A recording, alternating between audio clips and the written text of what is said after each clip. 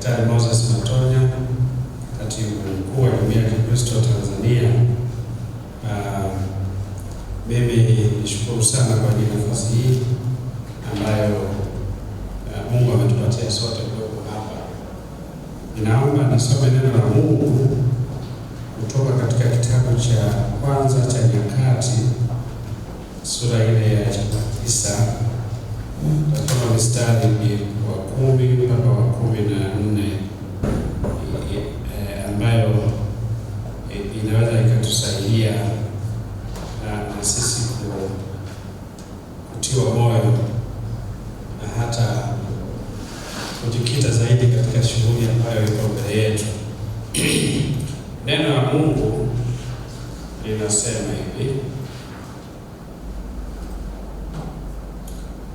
Kitabu cha kwanza cha Nyakati sura ile ya 29 mstari wa 10 mpaka 14. Neno la Mungu linasema, kwa hiyo Daudi akamhimidi Bwana mbele ya mkutano wote, naye Daudi akasema, uhimidiwe Bwana Mungu wa Israeli baba yetu milele na milele. Bwana, ukuu ni wako na uweza na utukufu na kushinda na enzi, maana vitu vyote vilivyo mbinguni na duniani ni vyako. Ufalme ni wako Bwana, nawe umetukuzwa umkuu juu ya vitu vyote. Utajiri na heshima kutoka kwako wewe, nawe watawala juu ya vyote, na mkononi mwako mna uweza na nguvu. Tena mkononi mwako mna kuwatukuza na kuwawezesha wote. Basi sasa, Mungu wetu, twakushukuru na kulisifu jina lako tukufu. Lakini mimi ni nani na watu wangu ni nini hata tuweze kutoa kwa hiari hivi? Kwani vitu vyote vyatoka kwako, na katika vitu vyote mwenyewe tumekutolea. Bwana Yesu asifiwe. Na tuombe. Baba Mungu wetu, tunakushukuru sana kwa ajili ya nafasi hii njema ambayo umetupatia. Ni nafasi ya upendeleo kuwepo hapa. Ni kwa neema yako umeturuhusu. Nasi Baba, tumesoma neno hili ambapo wenzetu walikuwa na kazi nzuri kama hii, na walitambua kwamba kumbe ni kazi yako na kutumia vitu vyako. Wao walikuwa tu ni vyombo vyako katika kuvileta vile vitu ambavyo ni vyako ili viweze kufanya kazi yako, na walifanya kazi iliyo njema. Na sisi Mungu wetu, jinsi tulivyo na wenzetu wale ambao hawakufika pamoja nasi, tunatambua Mungu wetu kwa kazi iliyopo mbele yetu ni kazi ya kwako wewe mwenyewe, na wewe unatutumia sisi na vitu ambavyo umeviweka dhamana mbele zetu katika kuwezesha kazi hii. Tunaomba Baba, neno hili likatusaidie na kutuhamasisha zaidi, kwa sababu wewe ndiye unayefanya tena kwa kutumia vitu vyako, lakini sisi ni vyombo vyako katika kuletea vitu vile ambavyo umetuwezesha sisi kuwa navyo. Tunalihimidi na kulitukuza jina lako, na utuongoze Baba hata katika tafakari hii fupi ya ufunguzi, katika Yesu Kristo Bwana wetu. Amen.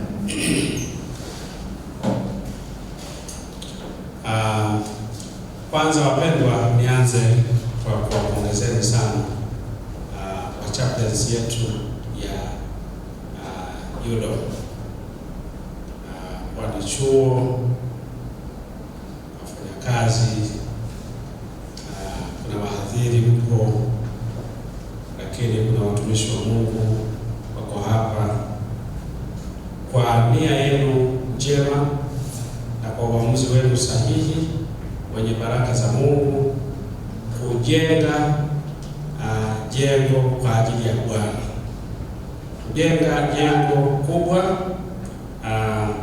kubwa kabisa litakalompa Mungu utukufu, lakini litakalowezesha sisi sote kumwabudu Mungu kwa uzuri na utakatifu, tena kwa nafasi ya kutosha.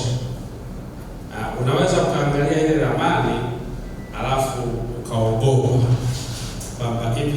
kweli linawezekana?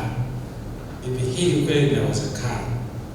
Lakini kwa jinsi mlivyo na nia hiyo hiyo ambayo mnayo, hakuna lisilowezekana mbele za Bwana. Mwenzetu hapa Daudi alikuwa amejaliwa kujua hiyo siri kutoka kwa Mungu. Kama tunavyojua, Daudi alikuwa ni mtu mwenye heshima sana, na katika wafalme katika taifa la Israeli ambaye mpaka leo hii bado wanamuona ni modo katika uongozi, Daudi. Na wao katika mtazamo wa Kiyahudi wanaona hajatokea mfalme mwingine anayefanana na Daudi.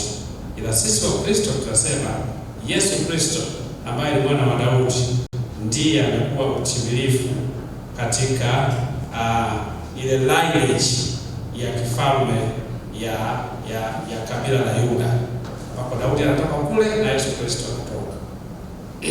Sasa lakini kwa wale ambao ni wafalme, kimwacha Yesu Kristo ambaye yeye ufalme wake ni zaidi ya ufalme huu ambao tunao katika utaratibu wao ambao walikuwa nao hawa Wayahudi, Daudi ameonekana kwa kweli bado ni modo, bado ni peculiar. Kinachofanya Daudi awe peculiar ni nini? Si kwa sababu ya wingi wa vitu alivyokuwa navyo, si kwa sababu ya kushinda sana vita na hata kutiisha mataifa mengi chini yake, lakini siri kubwa iliyomsaidia Daudi ni hofu mbele za Mungu. Ni mfalme aliyetawala kwa hofu, akijitambua kabisa kwamba nafasi ile aliyopo ni Mungu amempatia. Hata na vile wale watu wote ambao yeye anawaongoza ni watu wa Mungu. Kwa hiyo anawaongoza kwa unyenyekevu, akijua ni Mungu amempatia ili awaongoze.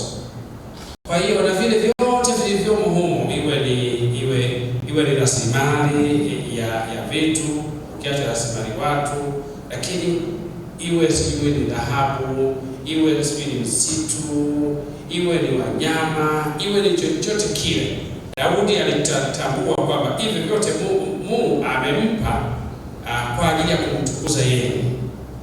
Kwa hiyo anapopata heshima zaidi Daudi, yeye ndipo anajinyenyekeza zaidi mbele za Mungu. Yaani anashuka zaidi mbele za Mungu kwa sababu ni Mungu amemhekimisha ili aweze kuvimanage vile ambavyo viko chini yake. Kwa hiyo kazi yote ile ilipokuja, hata iwe kubwa namna gani, Daudi alitanguliza hilo, kumshirikisha Mungu. Alimshirikisha Mungu kwani akijua kabisa kwamba utajiri na heshima vyatoka kwa Mungu, na yeye ndiye anayetawala vitu vyote, na vitu vyote viko chini ya mikono yake. Yeye ndiye anayeruhusu mashariki toa, magharibi toa, na kusini toa, na wapi toa. Kwa hiyo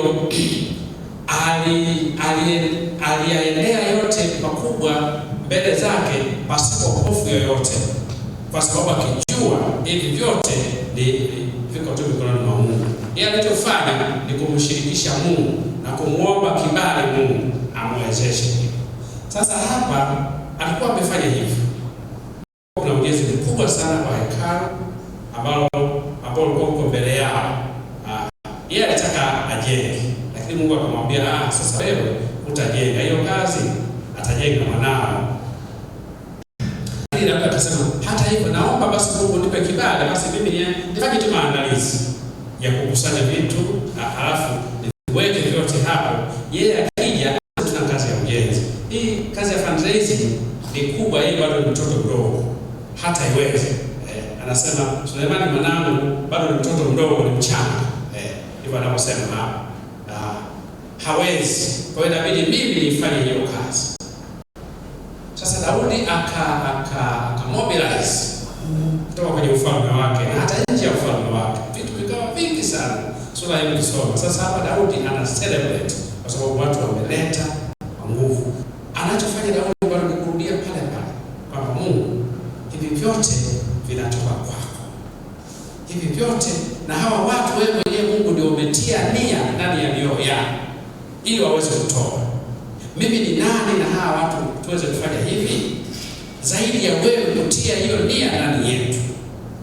Kwa hiyo na kutukuza Mungu na kuinua yaani akamuinua Mungu, akamuhimidi, akafurahi mbele za watu, akilitukuza jina la Bwana. Hakupenda kubeba utukufu usio wake. Kwa hiyo kwa nini nimeleta hili? Kwa sababu hivi ninyi mmetia nia, Mungu amewapa hiyo nia, mmefanya vizuri, na sisi kwa kweli tulikuwa tunaliombea jambo hili, na kwa sababu mmetia nia iliyo njema, sasa ni kuondoa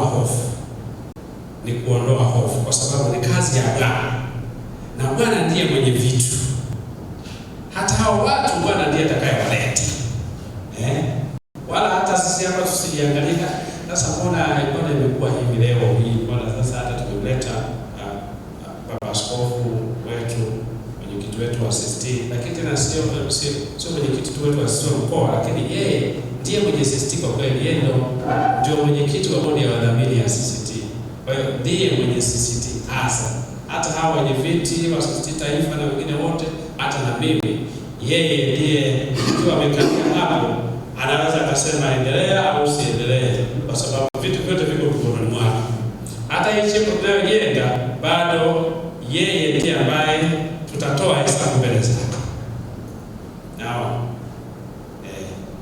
sasa amekuja mzee wa watu, mnaweza mkapata hofu, sasa inakuwaje hapa? Hapana, tuondoe hofu tukijua kabisa kwamba utajiri na heshima kutoka kwa nani jamani? Yatoka kwa Bwana. Na Bwana ndiye hutia nia kwa watu. Na Bwana ndiye mwenye vitu. Bwana ataamuru, utashangaa roho siku moja litatoka usiku kujua linaleta simenti ya kutosha sana Bwana. Utashangaa kuna vifaa vya ujenzi, watu wakishapata ile orodha kama hii hapa, yaani mtashangaa. Ni kwa sababu gani? Bwana ndiye anayefanya. Kwa hiyo wapendwa, Mungu na aliwezesha jambo hili. Tumtukuze yeye kwa sababu ndani yake Bwana ndiye mwenye kuwezesha haya mambo yote yafanyike. Bwana na anibariki hili jambo liweze kufanikiwa, na wala tatu sijihurumie. Wewe kile ambacho Mungu atakuwa ametia ndani yako ukitoe, ujue kabisa kwamba hicho nacho Bwana kakuwezesha, na Bwana ndiye mwenye vitu vyote, atakuwezesha na zaidi, na atakuinua na zaidi. Yaani kadri unapojinyenyekeza mbele zake, naye anakuinua zaidi, kwa sababu yeye ndiye vitu vyote. Leo mimi asubuhi nilikuwa shambani. Mimi napenda sana mambo ya kilimo. Napenda sana kilimo. Natural tu. Kwa hiyo hata kama ukimweka ofisini lakini baadaye kimbia tunaenda shambani. Ukipata tu peni na kimbia tunaenda. Halafu kule basi kule sasa na waadhimisha Mungu wangu, yaani na waadhimisha Bwana vizuri. Sasa leo nikaenda. Nilikuwa sijaenda kwenye kashamba kama sio kubwa kwa hapa. Maeneo ya Kiterera kama ya Kasaba hivi nikaenda. Nilikuwa sijaenda siku nyingi. Nimekwenda, nimekutana zeti mbaya. Yaani nimekubali zeti yangu. Nikaanza kusema utajiri na heshima natoka kwako. Wewe ndiye mtawala. Tuna wimbo alibaki upendani, kwa sababu kuna kote maneno ya Biblia. Kwamba kwa nini? Kwa sababu yeye ndo amenyeshea mvua. Yeye ndio sisi tumepanda, lakini yeye amenyeshea mvua. Na yeye ndo anayakuza. Sijui hayo mazao hapo ndani ya kodi nyona sasa najua, lakini yeye ndiye anayesababisha hivyo mpaka sasa yameanza kuchanua. Yaani kumbe Mungu asipokupa hata ufanyeje uweze kufanikiwa. Lakini hivi vyote Mungu ametoa, anakupa. Ardhi ni ya kwake, mvua ni ya kwake. Nguvu na uwezo wa kukuza hayo ndio. Lakini sio hayo. Akili yangu mimi mwenyewe na utulivu, ili labda nisiwe kichaa, hata nguvu za kufanya kazi. Si yeye mwenyewe ndiye anayenipa imani.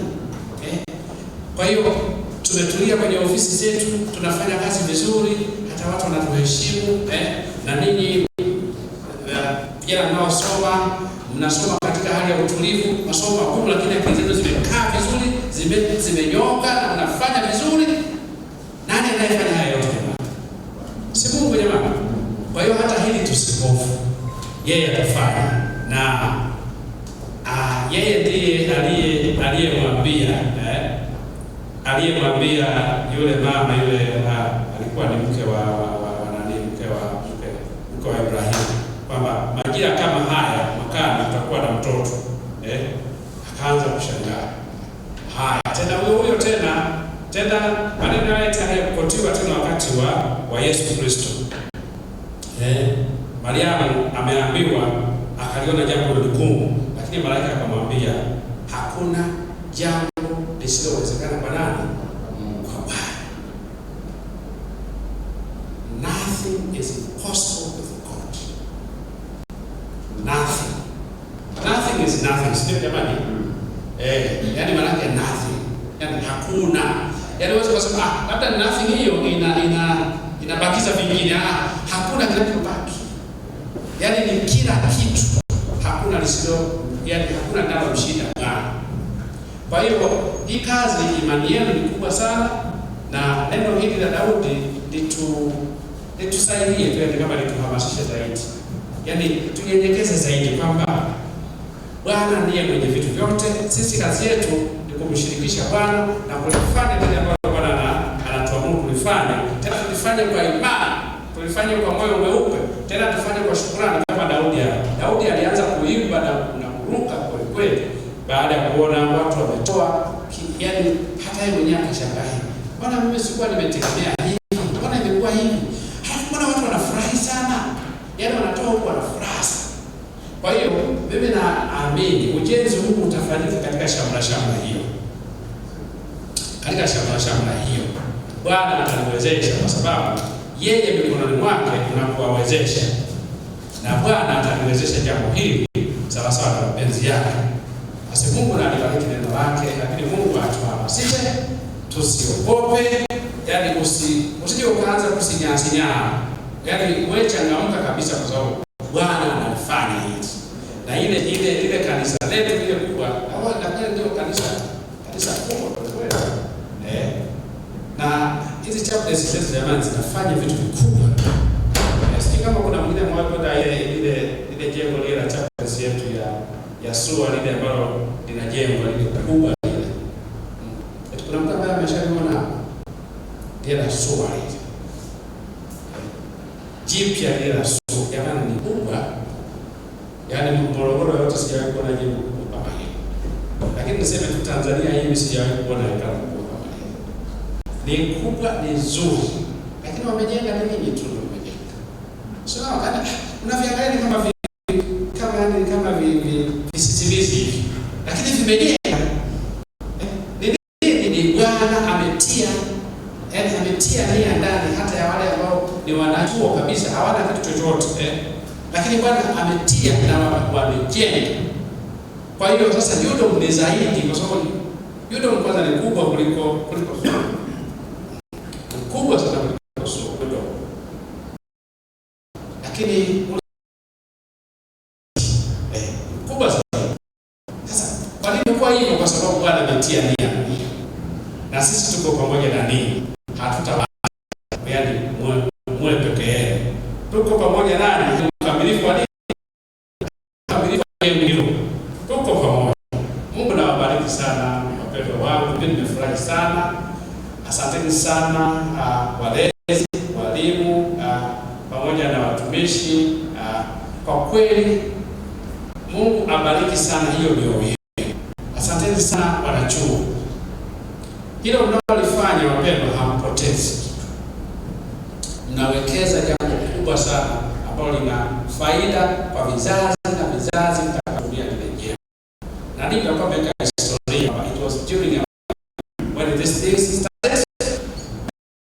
Recorded. Na wewe simoyo utaenda pale alafu utafurahi. Mimi na miti nilipanda nilipokuwa sekondari. Tulipanda miti. mzungu asipokuwa nimesoma. Zamani kwa mwaka 81. Sasa gani naenda kuangalia ile vitu sana vipi. Alafu nakuwa na raha sana. Na wale vijana John hapa tunaona huu mti huu. Hapumzikeni kwenye mti wangu jamaa. Nasikia amani kweli, nasikia raha. Kwa sababu niliupanda ule mti na unazaa matunda wanakula. Na wengine hawapanda na wengine hawapanda. Kwa hiyo wapendwa, tunapanda na sisi.